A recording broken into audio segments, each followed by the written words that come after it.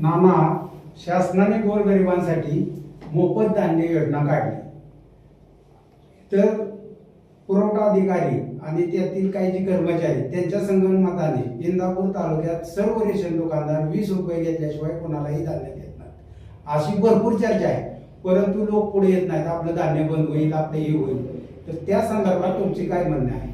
मी आपल्या प्रश्नाला एवढंच उत्तर देऊ शकतो की जर असे कोणी बाधित असतील किंवा ज्यांच्याकडनं कोणी आतापर्यंत अशा पद्धतीनं काही घेतलेलं असेल, तर ते पैसे जर घेतलेले असतील असं जर आपल्याला निदर्शनास येत असेल किंवा त्या लोकांची तक्रार आमच्यापर्यंत जर आली, आपल्या माध्यमातून ही तक्रार आलेली, याच्या संदर्भात आम्ही पुरवठा शाखेला जाब विचारू आणि जर असे कोणी पुरवठाधारक जे असतील त्यांच्यावरती कडक कारवाईच्या संदर्भामध्ये आम्ही बडगा उगारू.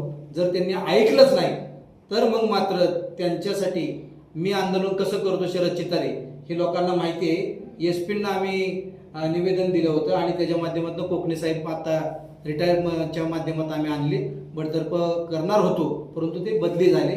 अशीच बदली न करता डायरेक्ट एखादा अधिकारी भ्रष्ट अधिकाऱ्याला निलंबित करू आणि मग ते प्रकरण थांबवू आणि तालुक्यातली भ्रष्टाचार करणाऱ्या लोकांची यादी समाजासमोर आणू. रेशन दुकानदार ही खासगीत म्हणतात की आम्हाला साहेबाला पैसे द्यावे लागतात, मग आम्ही कुठनं पैसे वसूल करायचे? नाही, मग हे रेशनदार दुकानदारांना महाराष्ट्र शासनाने स्पष्ट निर्देश दिलेले आहेत की कुठल्याही प्रकारचा 1 रुपया गोरगरिबाकडनं घ्यायचा नाही. स्वस्त धान्य दुकान हे फक्त लोकांना स्वस्त धान्य दुकान देण्यासाठी तर राज्य शासनाने फुकट अन्नदान व्यवस्था करण्यात आलेली आहे आणि त्याच्यामध्ये कोणी जर पैसे घेत असेल तर ते बेकायदेशीर केले जाते आणि अधिकारी जर तसे पैसे मागत असतात दुकानदारांना वेटीस धरून, तर मग निश्चित त्या अधिकाऱ्यांवरती आम्ही निलंबनाची कारवाई करू.